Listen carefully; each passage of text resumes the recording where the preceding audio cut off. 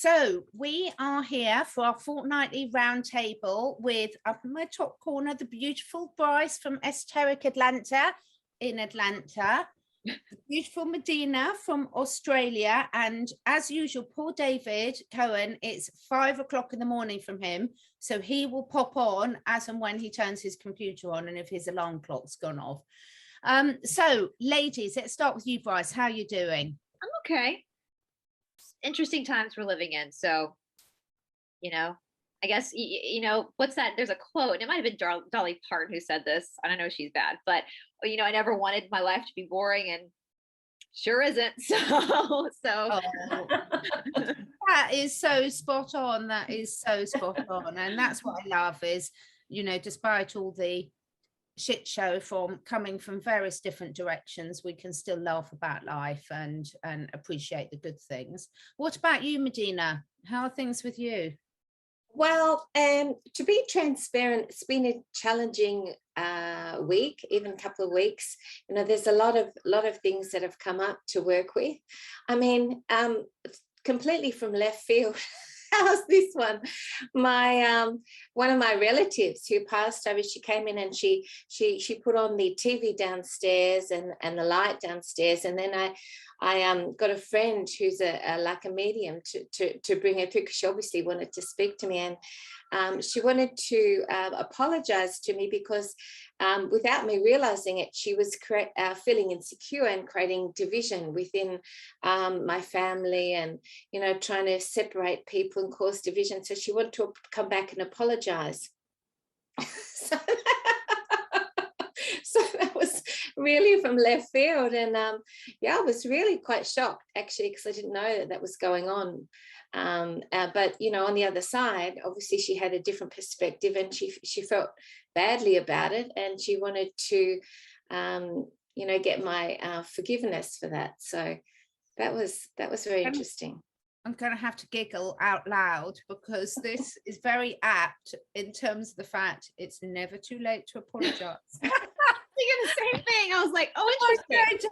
Say no more, but no, in all seriousness, I won't go into details as to why, but I think there's always these lessons that are coming up, and I love the way you introduced that, Medhyne, in terms of the fact that you didn't say, oh, my life's shit. You said there's things that have come up to work on, and that makes all the difference to me in terms of how you approach these things. And I've got myself in trouble my whole life through laughing at inappropriate times, because it's the way I deal with certain things. But sometimes I do laugh at very inappropriate times, and it's just a sort of release for me. But yeah, I think I've had a lot. Brice and I did was one of my favorite chats with you yesterday, Brice, on love and impromptu Valentines. And what had prompted that for me is a really good friend had died suddenly, and we were just talking about this off camera. And at the memorial service, both the vicar and his wife and his other family members did the most beautiful tribute to anyone that I've ever heard. And I don't think there was a dry eye in there, because it was so poignant. And whereas you're remembering that person and everything they said was true, there was no sugarcoating, it was true. This person really was the most positive, uplifting. One of his mottos is, there's never a wrong time to have champagne. So I drank a lot of champagne in his remembrance this weekend, because he just saw the best in everything. But also it was a real reminder to myself, and I think most of the other people in the congregation, and I've spoken a lot about it with my husband, is just the fact that it is never too late to say you're sorry. It's never too late to reflect on things and to be a better version of yourself. Absolutely. It's interesting. Yeah. Tuesdays are my long days on the Dark Outpost with David, and we were talking before we started filming that everybody knows my day job is teaching traditional yoga. And David wanted me to go through the Yoga Sutras to prove that yoga is not demonic, basically. So we're reading through the sutras. And today we spoke a lot about, from the second pada, the sadhana pada, about the ego. And basically the ego is what the seer, Purusha, sees of the self, which is a false illusion of the self. And there's a cheesy thing that people say ego is edging God out. And it's so funny when we were talking about love yesterday, and it's a whole idea of apologizing. How many people let their pride get in the way of actually bridging a gap between something that's happened? You know, it's sad. It's sad because I'm sure many people have lost people in their lives that because of pride they were not able to make that communication on this side of the veil. But good thing you are attuned to that, Medhyne, so you got to communicate. Definitely nothing. And and there's no way that I wouldn't accept that apology too, because because it's like, you know, when someone comes to you, especially from the other side like that, you know, you go into a state of grace that you have to understand the higher perspective and come from that, you know, the sort of the light of God, where I couldn't not give an apology to them for that, you know, and I had a few people say, well, I wouldn't have done that, but I don't know how you could not, because, you know, in the same way that you would want to be forgiven if you'd done something wrong, you need to do it to someone else. So yeah, it was a very interesting situation. Yeah. When someone Hi, David. Hello, David. Good morning. Hi, David. Hi. How lovely to see you. We've only just started and we've just been going through our week and just talking about Medhyne had a lovely experience where someone from the other side came in and apologized, and we were just Right. about how powerful that is. It's just beautiful. Really lovely. That's nice. Yeah. It takes a strong person to do that. Yeah. Well, Yeah. when you always know, like, no matter how bad the situation is, I know we've all experienced it, when someone in your life has apologized and you can feel, like, you can really feel whether they're actually sorry, and they, Yeah. and that empathy and that compassion and that really wanting you to understand that they know what they did was wrong, versus the I'm sorry, but Yes. that stuff I have done at that point. Like, that's not an apology. But you know, speaking of ghosts, I'll tell you guys something, or coming from the other side. So down here in the deep south, everything's haunted. So most of us are not afraid of ghosts down here. But the yoga shala at Strong Yoga Atlanta, we have a ghost there, and it's built on top of an old Civil War battleground. Like, you see the plaques everywhere, but of course they built these buildings up, and we call him Tom. Don't know if that's his real name, but Thomas sounds like a good name from the 1800s, so we call him Tom. And his boots, you hear his boots walking around throughout practice, and it's an intelligent haunting because you can actually communicate with him. But I often wonder, like, what is he thinking? Like, especially in year 2022, and he's from like the 1860s, and he's seeing these girls in these spandex with their legs behind their head. Like, what is this? No wonder he doesn't want to walk into the light. Like, this is way better for him to watch this than to go into the light. So What a culture shock. right? I've made it very clear that when I pass out of this body, I'm going to have great fun coming back. I really am. I'm quite, yeah, I'm not saying I'm looking forward to it and wishing that forward, but also just, I just think this is all fascinating. And I just think, I know certainly when I do communications with an animate, it makes no difference whether they're dead or alive. And I can still picture my husband's face when an animal communicator, and that he was completely skeptical about, came in and communicated with one of our dead cats and told him things that you could not possibly make up. And that was just one of, you know, when they talk about life-changing moments for people, because suddenly your whole perspective of the world and things that he'd never even thought about before as being possible just opened up beautifully. And I think, you know, certainly all of us in all of our discussions, one of the joys for me has been having these discussions about things that we think are, or that we've been taught are true. And I know you want to talk about one of these today, David, and then sort of thinking, well, actually, hang on a minute, let's look at this a bit closer and see, what do we really think what's going on? Yeah, for sure. You want to talk about your subject you want to talk about today, David? Yeah, Brice and I touched on this in our video last week, and that was the theory of evolution, and it is a theory after all, isn't it? It's not called the fact of evolution, which kind of pretty much says it all for me. But I wanted to get your thoughts on it. For my opinion, it sounds kind of a little bit, I don't want to use the word stupid, but I might use the word stupid. it sounds pretty stupid, doesn't it? Like just the idea that something could be one thing and then turn into something else and then turn into something else and then turn into something else. And not once have we ever seen that ever happen, ever. I used to say that as a kid in school when we were learning about this. I was like, but where are they now? Like, or is there not a place where there's like half man, half monkey? Like, where are they now? And the teacher would be like, it's okay, just learn your stuff. So I get what you're saying. Like, why isn't it still happening? Like, why aren't we seeing this happen? Like, hocus pocus. Like, why aren't we seeing this happen like in our world today? Yeah. Do you think we are though? So take dogs. Okay, let's take a really easy example like dogs. Now, a lot of the breeds of dogs that people have now didn't exist before. And by selective breeding, because one of the things that fascinates me when you raise this, David, is evolution, the theory of evolution from the start, or the practice of evolution on an ongoing basis. And what I mean by that is, like, most people can understand selective breeding, whether it's a genetically modified crop or a pug dog or versus a Great Dane.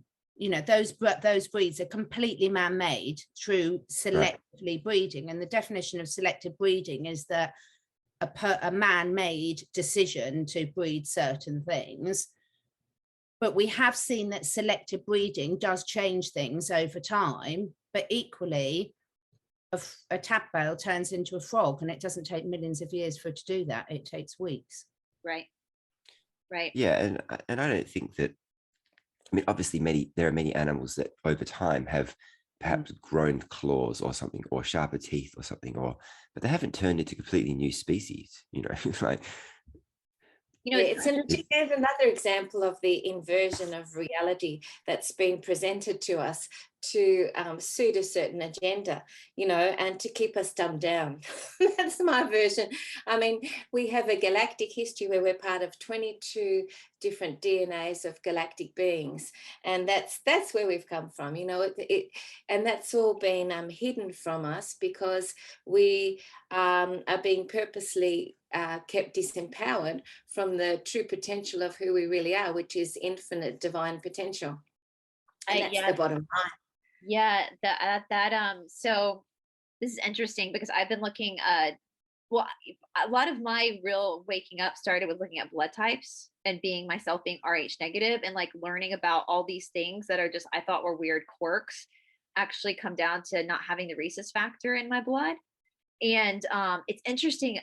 I don't know, it was Cliff High. There was somebody kind of talking about, and it led us to the discussion of the fall of Atlantis, which happened a lot closer to from what we're learning, actually happened a lot closer to where we're living now than we were taught it was, if it even existed, because some people don't even think it actually existed. And there was this thing, this belief, especially coming from like the Cassiopeans, that I know, Catherine, we've talked about this, what we're experiencing now is like karma from what happened when Atlantis fell. And the Noah's Ark story, all that kind of stuff is coming back from that fall of Atlantis, which was actually what we're learning was the apocalypse.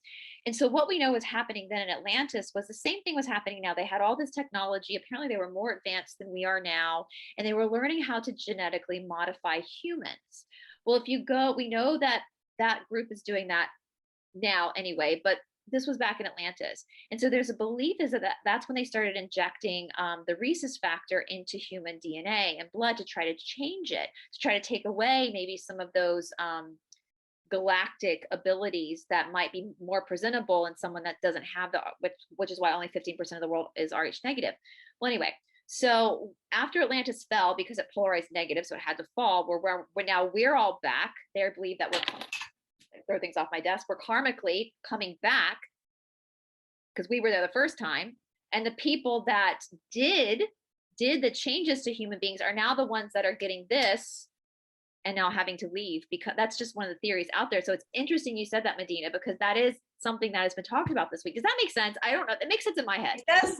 It does. It's actually very synchronistic, Brice, because I just had a healing on myself for Atlantean, the Atlantean incarnation that I had, which was from the crystalline Atlantis. And what happened was at the end of the civilization, there was like a sonic boom that was created, and it was by more of the beings that were wanting power, and they created this sonic boom, and it went through the whole civilization, and it destroyed the whole civilization. And I had this pain that kept coming off and on at the back of my head. And what happened was, when the sonic boom happened, there were shards of glass from, because it was very crystalline, that just smashed and went everywhere, and had this shard of glass go in the back of my head. So I had to have that removed, and to take away this pain. And then the pain just completely went, and it's gone now. And that was a leftover from, the Atlantean crystalline destruction, that moment of destruction when this sonic boom happened. So that was just in the last week. I I think that's what I've always said, that, I know I was always in Atlantis, and I'm pretty sure that sonic boom is what destroyed my eardrums. Yeah. Have you also heard about how, and I'm not sure, I'm pretty sure it's related to Atlantis, but people say to other places at all, about how the earth used to be much more silica based rather than carbon based, and now we're finding all the medicinal properties of silica, and because it's so abundant in not just the human body but all living bodies, and really needed for regeneration and repair, but also for toxin removal and everything. So going back to understanding the importance of the silica in our ecosystem and in our bodies, going back to that time, is really, really important to counteract some of the nefarious environmental toxins that have been pumped into us and around us. That's interesting.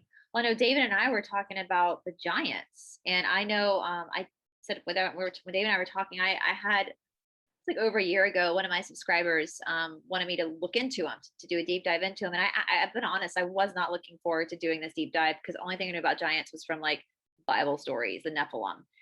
But when I started researching into it, I actually ended up doing like 2 parts, because there was so much information.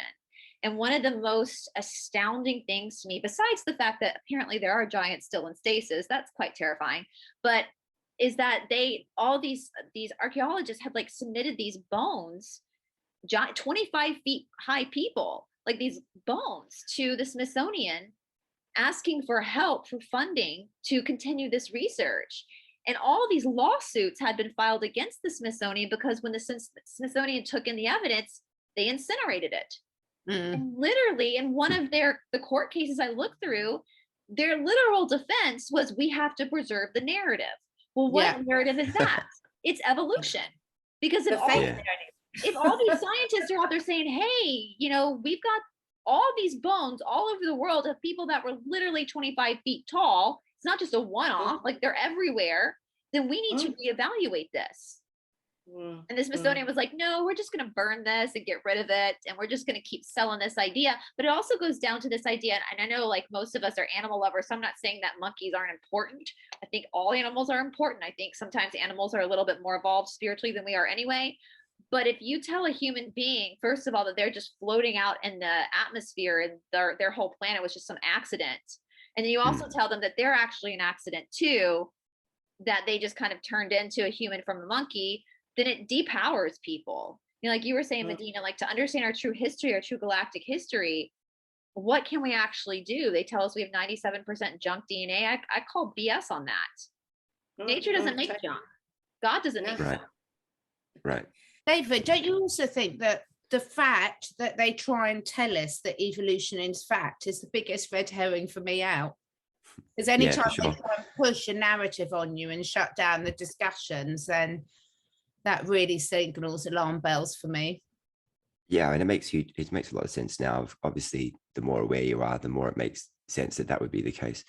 The same can be said for climate change, but it's interesting about the giants is because you can see these.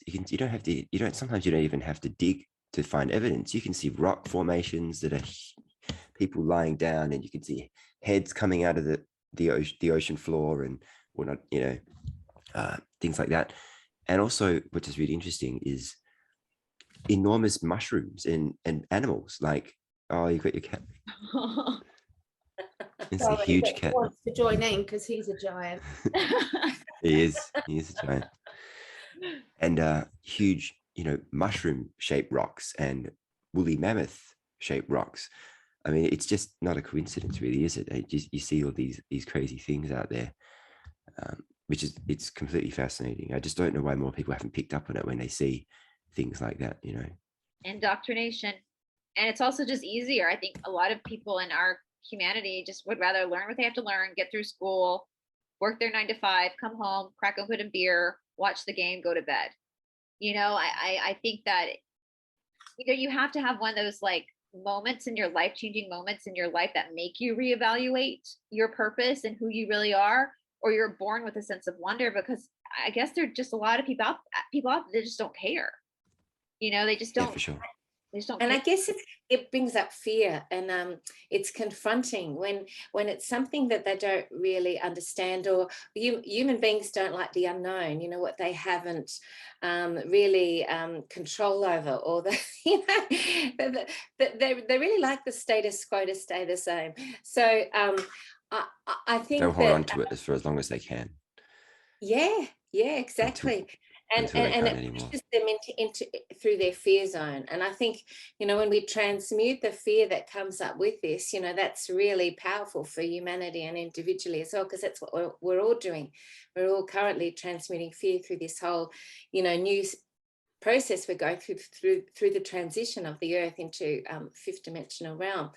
And so, yeah, it's just part of that process that we have to face things that we don't understand and that we don't know, and that we can't always have the full story on everything, because you know, we're not God, we're not the divine. I mean, we are God, but we don't have that higher perspective where we have the whole picture, which would be fantastic. I'd love that, but we can't do that. So yeah, we just have to accept what we can and just be open to be constantly able to reevaluate things and look at things in different ways from different perspectives. Yeah. Does any of that tie into the 144,000, like maybe what you were saying, Brice, about the people that didn't inject the thing? There's a lot of back in the day. theories on that. The newest one that I've been researching is the splitting of souls from the start of the apocalypse. Oh, where did Catherine go? Huh? Oh, we lost. Oh, Okay, guys. She's the host, She'll be back. Yeah, no, I just got told I was the host, so. Oh, okay. It's one of those days, because Tuesday, by the way, is the day of Mars. It's also the day of Hanuman, which is like the war day. So Tuesdays are always very interesting. When I found that out in India, I was like, oh, that makes sense. Tuesdays are always very interesting. Actually, my teacher in India, because it's the day of Mars, it's the day of battle, he won't like shave his. There you are. Sorry, that was Idris. This is why I have to remove them from my desk. Because every time they do, he's just knocked out my internet connection. So, Brice, you're the only one with the recording of this now. I know. I was like, he really wants all your attention. I wanted to be like, did Catherine just rapture? Did she just ascend? Like, it's so funny. Every time I'm doing the recordings, the cats always come and want to join off. But 9 times out of 10, they're then cut off my internet connection. Sorry. So I have no recording of this now. I'll send it to you. That's fine. No, I was telling them that this makes sense for Tuesday, because Tuesday is the day of Mars, which is the energy of war, which is Hanuman in Hinduism. And I was like, weird things always happen on Tuesdays. And when I learned that, I was like, oh, that makes sense. I was saying my teacher in India won't even shave on a Tuesday because it involves a razor. So like, we're not allowed to give students new postures on Tuesdays because of that. So when that happened, I was like, it's Tuesday. It's Tuesday. Telling me not giving him more attention. One of the things that you were just saying then about people not caring, it did suddenly strike me, and we've talked a lot about this in various discussions about why people not more engaged and more questioning. But if from the moment you start any formal schooling system, or even a lot with parents, if they're busy and working and everything, if everything you're told from the start doesn't make sense, you would stop questioning. I can see why a lot of people would stop questioning. It's just like if you're having a conversation, like going back to what you said earlier, Brice, of a real apology from the heart, or someone, I'm sorry, but it's like, if it's not sincere and you're being fed rubbish right from the start, and something inside of you tells that, I can almost see why people do stop questioning a lot of these things, because they don't believe they're ever going to be told the truth. Right. And the system encourages you to not ask questions in a lot of ways, because, you know, teachers get really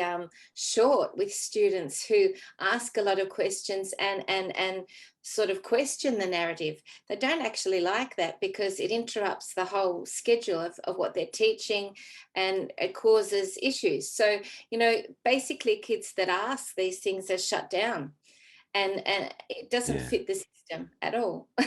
And that's part of the whole robotic programming that we're taught in order to just be good little citizens and not ask questions. Well, there's sorry. Let's see, with every lie they tell, there's always a glimmer of truth to it. And with evolution, the one thing that is a glimmer of truth that I do believe in is survival of the fittest. It's how our bodies change to adapt to our environment. Yeah. And they molded that in with evolution, but that part of it, I believe, is true. It's like I just learned recently that blue-eyed people like myself are less likely to be snowblind. That's fascinating to me. They're less likely to be snow blinded. Where did the majority of my ancestors come from? Northern Europe, where it's now, I don't know what to do with snow. I have no idea how to handle that living in Georgia, but it's interesting. So you see these like within the human. Of course, we also have different genetic dispositions from the galactics as well, but also it's from where over time your ancestors are going to adapt to the environment that they're in. And that is the one part that I think is actually legit, because that's how cool God is, that he would give your body the ability to adapt to your environment. But it does not mean we come from monkeys. Yeah. But they mixed it in. Yeah, I think they usually do. I think they must do that often. They must take something that's true and then just expand it and to make it something crazy. So it's got a foundation of truth, but the rest of the building is just built on lies. I mean, look at I mean, have you guys ever been to the Palace of Versailles in Paris? Right. Yes, I absolutely love that. Oh my God, the fountains and all the incredible sculptures outside just were like fairy tale land. It blew my mind. So do you remember the bed, King Louis XIV's bed that you can look at? Do you remember the size of it? It was like it was like a toddler's bed, is what it looked like. They were so small. Yeah, so even in that sense, like, we're not giants, but like no human I know would be able to fit in that bed.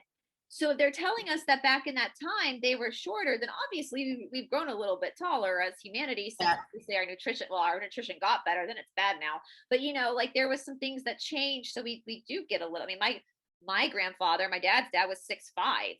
There's no way he'd be able to fit in that bed, you know? And so that was the king's bed. So you do see a little bit of how we've adapted and changed and evolved, but it doesn't mean we came from a different, like you said, David, a different species. And also that all of this can be manipulated for the good or bad. So if you take genetic engineering and what they've done with that to actually poison us more, basically to make it more resistant to the pesticides and herbicides, they can get into that cycle. But when you look at rewilding projects where people have gone back from intensive agriculture and returned it back to nature, it's absolutely amazing how quickly the environment can regenerate itself when humans stop interfering. And there's a few really good rewilding projects that we've been involved in around where we live, and it's just beautiful because, you know, however much humans fuck it up, nature has that ability to put it back. And I'm not pretending it's all hunky-dory, because nature can be very cruel from an animal perspective, from a plant perspective. It really is survival of the fittest. I know there's a lot of controversy over that, about whether that's true and whether it's really that competitive, because there is also a lot of herd mentality and sort of for the greater good. But you know, it really gives me a lot of confidence that when humans have manipulated some of these processes, and we're looking at it all the time sort of now, that actually once you take humans out of the equation, nature can put it back pretty well and pretty quickly. Yeah.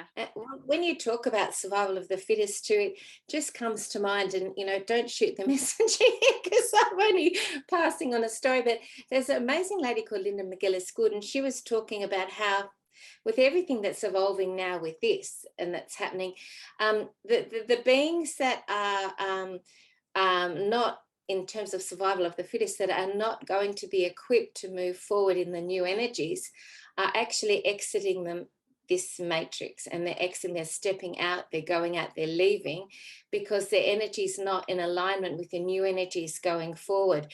And so that's part of survival of the fittest too, on some level, because the energies that are no longer able to perceive reality in the way that perhaps our consciousness does, to go into the new energies, they're just not a vibrational match anymore for being able to sustain their energy within, the new context. That's what How law of far one would you says. take? Sorry, how far would you take that then, Medhyne, on that line of thought about what about them people who choose to eat McDonald's and fast food? Is that any different to people who choose to take that in terms of survival of the fittest? And again, I feel bad. I'm just asking, because to me it's the same issue. Sure. I think it's similar. I think it's all very similar, because these are all free will choices that we're making according to our consciousness, and our consciousness will fit a certain vibrational frequency, which aligns to a certain reality or existence. And so if you're making choices where your body is not being fed properly, or you are doing something to undermine your human potential, you can't go forward in these new energies. I agree with that. I do think, and I know there's always exceptions to the rules, folks. I know there's always exceptions. And for me, the thing that gets really interesting discussion is, children, animals, people that aren't empowered at that stage to make things. But it's a well-known fact that food choices run through families. You've only got to look at what the Finnish eat for breakfast and what the Brits eat for breakfast. They're completely different. And it is a soul choice. So even if you're a child, on a soul level, you have still free will soul contracts, and you're here for a reason. So even though as a child you might think they don't have the same empowerment or ability to make the right choices, there's still soul contracts going on. It's still a free will soul universe. So on some level, it's still the same thing. Yeah, that's the thing too. So I know, because the Cassiopeans, the law of one, definitely says that when this transfer happens, that not everybody's going to be ascending. It's not everyone's going to be moving on up to fourth density, but it's not going to be like a lottery system. You have made that decision even before taking this life. You made that decision, and according to the law of one, you have to live. I think almost like school. Like you have to have lived so many lives to even be eligible to be harvested, as they call it, to the next density. So a lot of the souls on this earth aren't even eligible. It's like when you graduate college, you have to petition to graduate. They're not even eligible for that yet, because they're so, people are like, I think we have this idea that having everybody ascend with us is a positive thing, but it's not. It's like taking your kindergartner and then forcing them into law school. Exactly. You would never put a 5-year-old in a calculus class. That's ludicrous. And so for people who are not ready yet, they will exit. And it's funny, Mark Atwood, we were talking about this with Mark Atwood, he says, I'm paraphrasing what he said, but I wasn't born when I came down. And I've been noticing now, when instead of saying death, I usually say exit when someone exits, because the idea of death is an illusion anyway. And so if a soul has already made that agreement that they're not going to move forward into fourth density, then they will exit before that happens.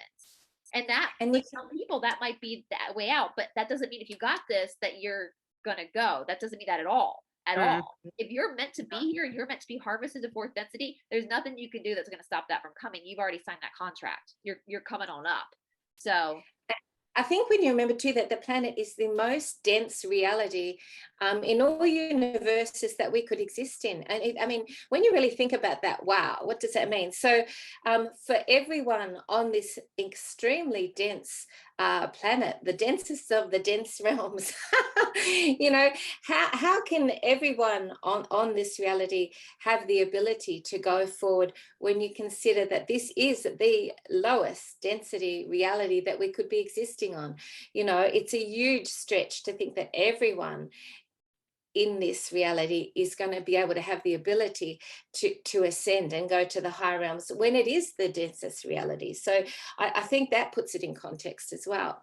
I've got a question on that, folks. So I just want to know what all your opinions on this. So in all the discussions, and virtually all, to be honest, that I've heard on this, it comes across, and I can see why people would perceive it, that, you know, if you're going to ascend, it's almost like you have reached a higher level, like universe things. But putting it in perspective, okay, just what you were saying about the lowest density and things, we know that at a soul level, we exist and can go loads of other places. It has got nothing to do with being in a human body in Earth. So it just makes me giggle a bit in terms of thinking that the people who are going to ascend to fourth density, that could be a good thing, was actually the other people might be far better off somewhere else. Do you know, it's not like it's not like that's the panacea, is it, of everything? Because we know there's all wonderful things that are nothing to do with Earth. It's not linear either, and that's the thing. Like, I think sometimes, like you're saying, people think it's graduating. So yeah, it's not linear though, because there is no finish line. Your soul is never going to die. Like, there is no finish line. And for some of us, we've already done this before. We're coming back and going up again. And it's just kind of like this, it's wherever you need to go for your soul to learn whatever lessons you need to learn. So if people who are on the planet right now that are about to exit because that's their soul contract, it's because I believe we kind of sit down with our guides and, you know, creator, and figure out what's best. And so they decided that for their soul's wisdom, which is not compared with anybody else's souls, it's just their souls, they would exit at this time and then go to another third density for a little bit to learn something else. And again, like the law of one talks about the wanderers, and I'm sure the four of us are wanderers. I'm sure a lot of people in this community are probably wanderers, meaning that we were fifth, sixth density, living in a physical body in fifth, sixth density, and decided to come back to this. And what you're right, Medhyne, I've heard that Earth is like freaking hell. Like, yes, other third density planets, this is like, people are like, ooh, I don't want to go there. like you had to be a brave, ballsy soul to be like, I think I'll try Earth, you know, because it is like all third densities are polarized, but apparently Earth is like mega polarized. So you know, I was fascinated. I just learned that on Venus they don't have thumbs. They don't have thumbs. So I've been fascinated by that. And apparently they just do it all day on Venus. So you could go to Venus. I heard that as well. Yeah, exactly. Very different existence than Earth. I like the sound of that, honestly. It's about what your soul agreed to. Our souls obviously agreed that we wanted thumbs this life, and we wanted to be here for the battle. So it just, we wanted to help. And so it just depends. If somebody isn't ascending, it doesn't mean that they're not like as evolved, speaking of evolution, as a soul, or that it just depends on your plan that you agree to. And there is no freaking finish line. And that's what's so hard for us in a human brain to comprehend, because everything in our dense life has a beginning, a middle, and end, works in cycles. But that's not necessarily how the spiritual world works. And that's hard for us to comprehend that. Like, you think about God or source, creator, never was born, has just always existed. The universe is infinite. It goes forever and ever. I mean, that's a really hard concept for our brains to wrap our head around. Yeah. Especially if we're not really living on the thing we think we're living on, because our understanding of the infinite universe is there was many, many, many planets, many stars, and all that stuff. What if that's not the case? So yeah, maybe the infinite, I don't know, like maybe, like, are we on an enclosed thing, or are we living on I don't think we're living on a ball, but, you know, are we living on something that's just floating in the middle of nowhere, and there are many other things like that? Who knows? That's a question too, because people are like, what are off-worlders? What are extraterrestrials? Do they actually live like out there in the sky like we think? Or are they living in a different dimension in our own reality? Or do they live beyond the wall of Antarctica? Like, what are these off-worlders? Like, what's the truth behind their existence? it'll really kind of screw your mind up if you think about it for too long, because it's just Is that clear? I'll just ask Idris about that, because he's definitely one. He'll let us know. That's why he wanted to cut the conversation off. Don't talk about this. So yeah, and the whole firmament thing is wild too. Like the idea that there's possibly a firmament. I'm like, are we living in like a snow globe? Like, is that what is this the truth? Well, you think of it, a rainbow. Rainbows are always round. You know, they're always, and they're not actually semicircles. If you go out far enough, it's a full-on circle. You know, when you look at it from not a human perspective, like with a camera, it's very interesting. And also, I'm sure you guys have seen those videos where that one video where the rocket's going up and then all of a sudden it hits something quite solid and it just stops. Yeah. I mean, what the hell? That's a bloody bad project manager, isn't it? Didn't they research if there was a bloody firmament before they built the rocket? I mean, you've got to laugh, haven't you? Really? But they've done all those. Operation Fishbowl, which was the thing where they shot the nukes into the sky. Have you seen any footage of that? It looks very damning in terms of they're definitely hitting something. It looks like, you know, they hit something and it just goes all over the place. Like it's really interesting. When I did a deep dive into the Pleiadians a long time ago as well, from a viewer request. And I learned about you learn about the stories of like the battles between the Draco and the Anunnaki and the Pleiadians and the Lyrans and all these groups that are fighting, and the Dracos took over the Lyran planet, like destroyed it. And then when they came to Earth, it was like this story of like, okay, we got to close them in to keep them here so we can annihilate them, because at that point they were going everywhere, destroying all these planets. And so when you think about those fables like that, it's like, was there truth to that? Did these off-worlders come in and like close them in on this, and that's why this planet is so dense, is because they closed them in order to eventually annihilate what they needed to, because the other realms, planets, whatever the hell a planet, I don't even know what a planet is anymore, to be honest with you, but what these other places had been so like stripped of any goodness because of these particular races that aren't good, you know. And it kind of makes sense with like the Bible stories you hear. I know when I was reading the Apocalypse of Abraham, which is a missing book of the Bible, they talk about the firmament, and he goes up to all the different layers of the firmament. The fifth firmament is where the planets and the stars live, and that is what God tells Abraham, that the stars and the planets are messengers. Well, that's also the name for an angel, so that's interesting. But then you think about when he describes the Garden of Eden, when he's describing what we perceive to be the devil, Satan, Lucifer, he describes it as a Draco. It's standing up on two legs, and I encourage everybody to go read the Apocalypse of Abraham. He describes it as a freaking Draco. When you're reading it, you're like, okay. And when I was reading, I was like, well, that goes back to the Palladian stuff I was researching, where they talked about trying to entrap the Draco and Anunnaki here on Earth, which we know the Anunnaki want the gold.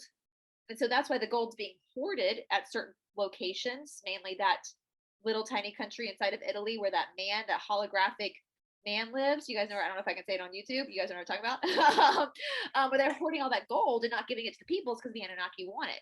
And so then it all kind of starts to like add up a little bit more, and it starts to make more sense than like evolution does. Like these stories, you know, it's like, okay, this is all connecting the dots here. Again, don't shoot the messenger. But when you were just saying that, again, I'm trying not to laugh. But when we go back to this thing about the firmament, you can see why, if the black cats know or believe something about that, you can see why they think that they need to control the population in some way, and you can see why they've got issues with what's happening to the environment. Because if you're in a closed system, it's like if you're in a car and the windows are shut, you're going to run out of oxygen at some stage. So if we're in some sort of thing where there is a firmament over, then that puts a completely different question about why they think about the overpopulation. Well, what they might be meaning is they don't want to let us out of the outside bit because they want the rest of that for themselves. But it does make you realize why they might be panicking a bit. I wonder if that's part of the ascension too, if the firmament will like shatter. I heard something like that. Yeah. But when we go to the fourth density, or maybe I don't know, the fifth, then it'll disappear. And obviously they've tried to break it before, and there've been photos of pieces. Maybe they've cracked it. I don't know, but maybe it actually regenerates too. I'm not too sure. I don't know if I want to be the one to mess with something that was created by. I'd prefer disappears to shatters because I don't want my cats to tread on any glass. Yeah. So, How are you going to kind of go outward? yeah, but there've been so many films and series about the firmament, haven't they? I mean, again, we know that they always signal these things. So to me, there's starting to be a few bits of the jigsaw puzzle put together, I must say. Definitely a question mark. I mean, I don't know. And I hate sometimes YouTube can be kind of hard because you'll say something as an idea you want to talk about, and all of a sudden people think that's what you believe. I know. And it's, I think like you guys, I just want to explore these ideas because there's evidence to support these ideas, but it doesn't mean that they're 100% accurate. It's just, these are, if you had told me 10 years ago, 5 years ago, that I would have been even considering the possibility that there's a firmament, I would have laughed at you. You know, so it's just, I think it's like Catherine and I say, the more I learn, the less I know. And that's where knowledge starts. It's just the exploration of these things and the discussion of them, and then it evolves and it expands. But it has to start with you being able to acknowledge and at least talk about it, and to be able to explore it. Just have that open mind. Yeah. Can I mention that I really wanted to get this in today, and I know it's not specifically on topic, but I would like to mention that in what's just happened with the protests in New Zealand and Australia, because I'd like to get the information out there. Is it appropriate to mention now that I had friends that have just come back from the protests, and they've had blisters and sunburn, and their eyes have been damaged. So they've been using, and it's sort of appropriate because we are talking about, energy and everything, but they've been using sonic frequencies, the government and the police, to bombard the protesters. And so, these sonic frequency weapons, in what reality is this acceptable, I wonder, that they're doing this, and I'd like to just point out the fact that this is actually happening, because two of my dear friends just came back, and one of them said when he did welding, he had to put special stuff in his eyes because his eyes, were a bit sort of damaged or sunburned, and he had to put the same stuff in his eyes when he came back from this protest because of the impact of this sonic frequency weaponry that's being used. So I'm just putting that out there because it's just completely beyond acceptable. So it's what's the art of war? Never interrupt an enemy when they're in the process of hanging themselves. And I think they're allowing because the whole what I understand, the main law of the cosmos, regardless of what planet you're on, what density you're in, is free will and consent. And so we know that they've been telling us things through movies to get our consent. But at this point, it's like they're so drastic to hijack that they're just doing things now. It's like throwing everything against the wall to see what sticks. And I think, I've asked God a lot, like, why is this certain thing happening now? Why? And it's like, don't interrupt an enemy when they're in their process of hanging themselves. This is not going to stand in any jury and any level of consciousness. And, so, and there are fourth density negative planets. We're going fourth density positive. There are negative planets that they will then go to. They will have to exit and then go to. So, so I think that's. I do get that, Brice. I totally get that now. And really, the truth of the matter too is that everything that happens in our reality is a reflection of the collective consciousness. So if we have within ourselves something that's unhealed or wounded, some level of corruption within ourselves, then that's going to be reflected on the outer. So it's all about going inward and healing that within ourselves that is being reflected back to us in the external. I get that. So we're constantly doing this dance between the internal healing of what everything that's happening, and then seeing this external stuff and thinking that it is something external to who we are, which in reality it's not. So absolutely, it's a dance. Yeah. That's why Brice and I were sort of really focusing on yesterday, and we haven't got time to discuss it today, but perhaps we can include this in our next chat, is about the very triggering word of meditation, because it's amazing how easily as humans we can be drawn to focus on the external rather than the internal. And I do question whether that's the same for other species. You know, I think that's up for an interesting debate as well as to, I mean, I've never heard my cats and my dogs discussing a sitcom. You know, so I think it's fascinating to me, and ties in with other events that I've seen on a personal level this week, is how quickly we can, as humans, despite even ones that are doing loads of work on themselves and are aware of all these topics and having these conversations, how we can be drawn to focus on the external. And I wonder if that's part of the bigger plan. Yeah, and that well, meditation comes from that yoga practice, and that is part of the Yoga Sutras. Is are you relying on the external to make you happy when happiness and peace actually come from within?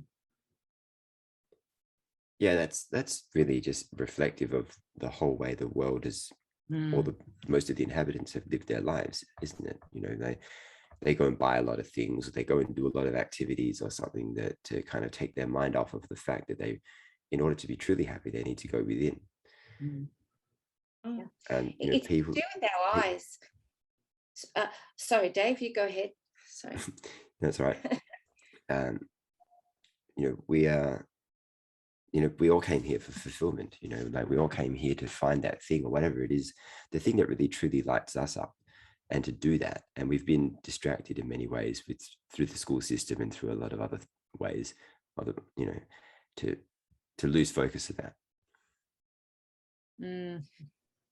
Our eyes too are something that in a sense takes us off track. So when we see things with our physical eyes, we think that is everything and that is the reality. But if for example, just imagine that we didn't have eyes and that we had to do everything internally without our eyes, it would change the whole way that we perceive the reality that we exist in.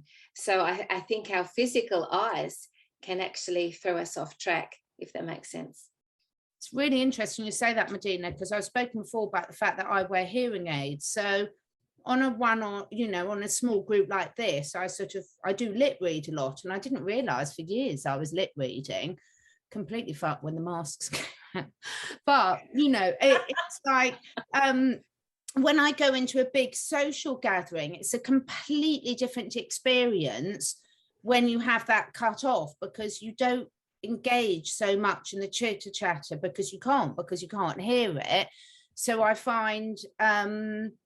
actually find it quite positive. It's very frustrating at times because I can't hear what other people are saying, but at other times it really makes you engage on much more of a one-on-one and really actively listen to what the person's saying. I think that's why I can be quite annoying when I speak, when I sort of overemphasize things, because I'm so used to lip reading subconscious level other people that I tend to over gesticulate things when I'm talking to others. But you know, sometimes this shutting off a certain sense, it just highlights the others so acutely.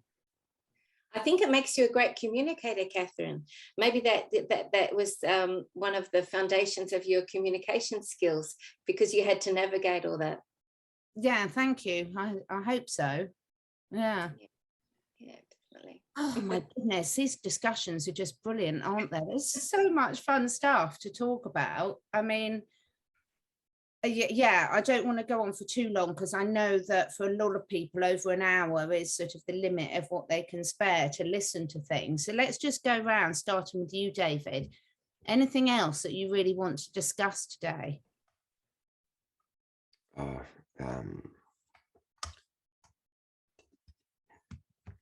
It's probably a topic for another time. I think we touched on it before. We talked about the school system. I think maybe we could talk about that another time.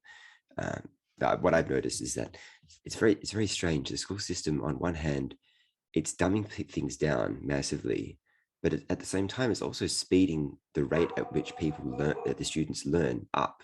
So they're teaching them things, more advanced stuff earlier on. And to me, it's kind of just a method of confusing them, you know, at such an early age. but then they're also, like I said, they're dumbing it down. So long term, they're learning less things. It's just really strange.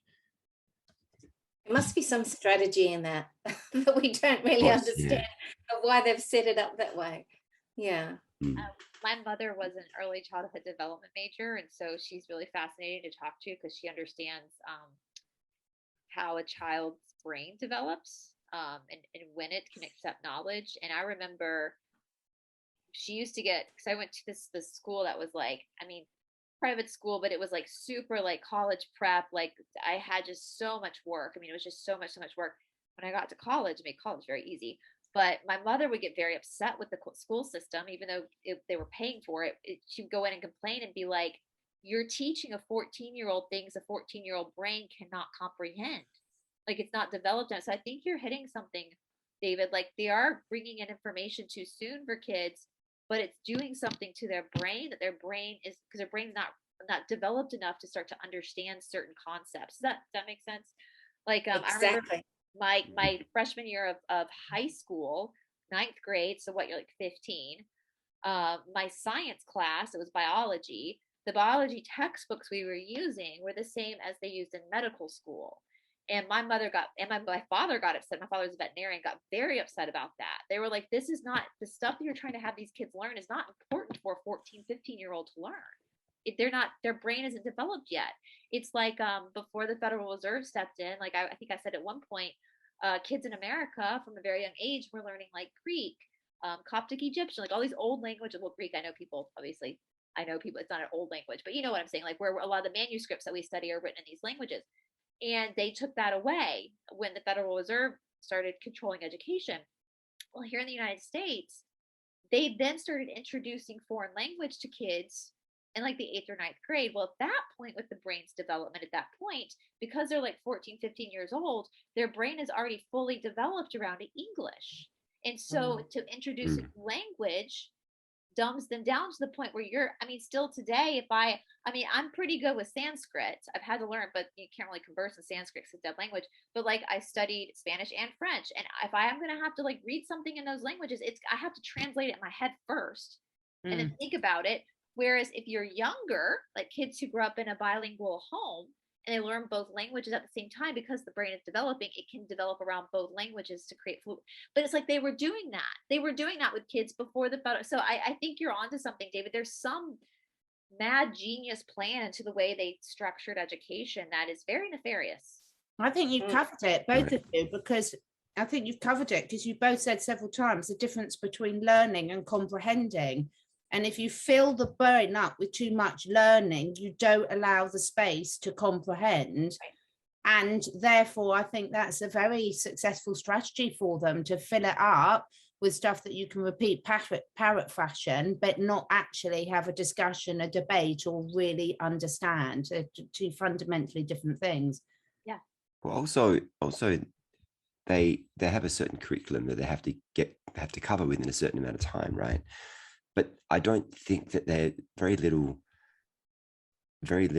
effort is put into making sure that the student actually learns it. Like they teach it, and then if they don't learn it, they just move on to something else, and there's no time. And it really just causes a lot of problems, in terms of people thinking they're stupid, and it really kind of sets you up for a life of, a lot of people have disdain for learning because they had such a terrible time in school, and that really obviously plays right into the whole agenda, really, of just creating a drone, doesn't it? How much do you think this is from the parents' perspective? Because as a parent, this has been my pet hate the whole way. So where I am in the UK, there's what's classed as a good school or a bad school, and a lot of it is done on academic achievement, but that is 100% driven by the parents.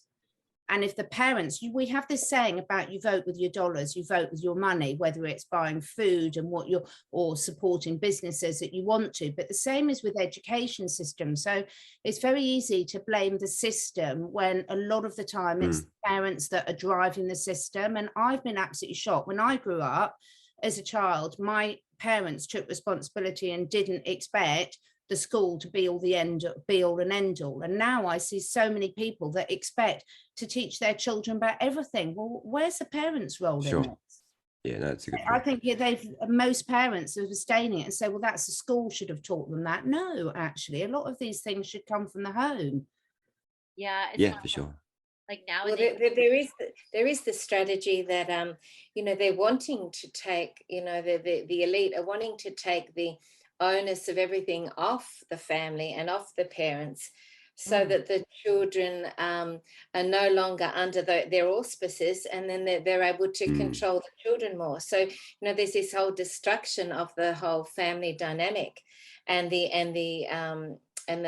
interaction between the parents and the children. I mean, in Victoria, they were putting in the mailbox leaflets saying that parents could be jailed if they were interfering with their child from 5 years onwards choice of choosing to be transgender.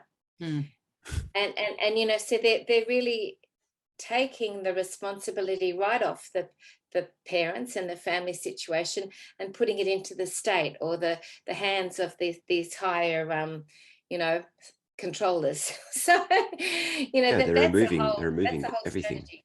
aren't they? They're creating a being that is on the surface independent, but is really not independent at all. No, that's right. And these structures that actually give us security and protection, which is our parents and our family situation, trying to take that away. Yeah, very much so. And you can, hindsight's a wonderful thing, isn't it? Because you can see how it's all very clearly fitted into plan. And we talk about now, I mean, David Icke talks about it the whole time, about it's those little decisions that add up and suddenly you realize all your freedoms have gone. And that's what I see with, like what you were just saying, Medhyne, about the 5-year-olds being allowed to choose what gender they are. Well, because as parents, and of course this is all a generalization, everyone, I'm not talking about every single person watching, but parents, when you abstain from these decisions all the way through and expect someone else to take hold of it, and suddenly you realize you've got no control left. And it's been a gradual process over years to get to that state. This has changed so quickly. I mean, I'm 39. When I was 14 years old, so not that long ago in the grand scheme of things, I will never forget my grandfather, who was the big 6'5", my dad's dad, came to get me from school one day, and we were driving to their house. And in Georgia, you get your learner's permit at 15, you get your driver's license at 16. Well, I was 14. My grandfather pulls his big Lincoln over to the side of the road in the road heading towards his house, and he tells me, get out. So I get out and we change seats. He puts me in the driver's seat. He's like, okay, you drive us home. And I was panicked because I was 14 years old. And my grandfather was like, if you get pulled over, I'm your grandfather. I'm your authority. I'm giving you the permission. And so that generation had this understanding that their children, their grandchildren were there, and nothing happened. I drove us home. He actually took a nap in the seat. I was shaking the whole time. Same thing, same grandfather. He took me out to dinner once when I was probably 14, 15, 16 years old, something like that. The drinking age here in America is 21. Well, he ordered me a cocktail. We were at this restaurant. He ordered me a cocktail, and the waiter kind of looked at my granddad, and my granddad was like, it's okay. I'm her grandfather. I'm going to teach her how to drink responsibly. And I was a teenager, and the waiter, respect my grandfather, brought me the drink, and my grandfather had me sip the drink with him. And that was parents. And I'm not saying that all parents should be, that those might be bad examples, but that idea that my children are my property, my grandchildren are my property. If we see this little school system here now, that if some child is struggling in school, the parents will immediately go and scream at the teacher.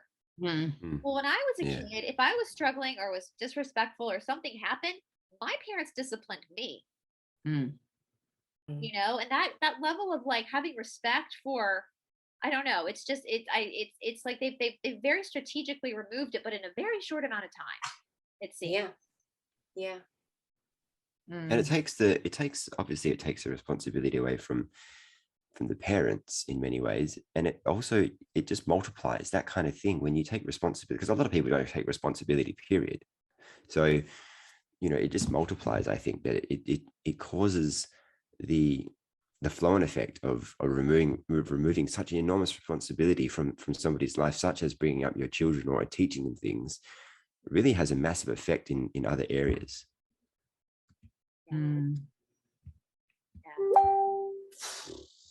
Good grief. It's a lot. What, remind me why we chose to come onto this planet? For this discussion. Yeah. I wonder would they have cats on other planets, you see, and squirrels and all wonderful things like that. I just want to go to Venus. Next life, Venus. Yes. Can I share a funny story about a cat? There was this friend, they had this cat, and they were looking at a dating site, and the cat put its paw on the screen, and up came this profile of this person on the dating site. So they thought, oh, I'll try them, and they ended up dating this person. They ended up getting married. So it was due to the cat. Oh, I love that. always know best. Don't ever argue with a cat. They're always right. Yep. So, well, thank you so much, everyone. So anything else from you, Brice, before we finish? Just hang in there, guys. I know we were talking about the roller coaster of emotions for everyone. Everything's coming to the start. It's always darkest before the dawn. And I know I was talking with David Zublik today, like, divinity has its hand on things. And the probability of us going to fourth density positive is a good one. And so just hold on. Everything's going to be okay. Claim your sovereignty back, and just take it one day. Just know your soul can never die. So just take it one day at a time. And you pick this. So here you are. Medhyne. I'd love to finish with a little prayer if I could. It's a really uplifting one, and I think it'd be nice to finish with. But I just want to tell people too, if anyone would like to have a session with me, I'm open for sessions at the minute. I have more availability in my schedule from mid-March, and you can also get a 10% discount if you contact me and mention the show. So if anyone would like to have a session, the sessions basically read people's energy fields and help them shift anything that's not serving them anymore. And that we are accumulating a lot of stuff at the minute as we go through this process, so it's really good to empty out the wardrobe and do the feng shui and just clear your own energy so that you can deal with everything that's happening in your reality at the minute. Great. Well, yeah, please do him with a prayer. And thank you. Before I don't disturb everyone, thank you so much to all of you. Thank you for Idris for letting me back on, and thank you so much for everyone who's watching and joining in this conversation. We appreciate you all. Thank you. I'll just share the prayer here. It's really lovely. Can you see that one? Yes. Oh, beautiful. So it's called the Prayer for Tranquility. May the everlasting light shine on tranquility, for there is a journey to behold.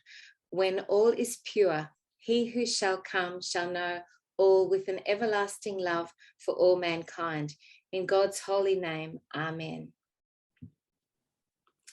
And I'm not religious, but I just do feel these prayers have a beautiful frequency or energy that just lifts us up. And so, we can utilize these types of tools as well to keep us in a high, state at the moment. So, yeah.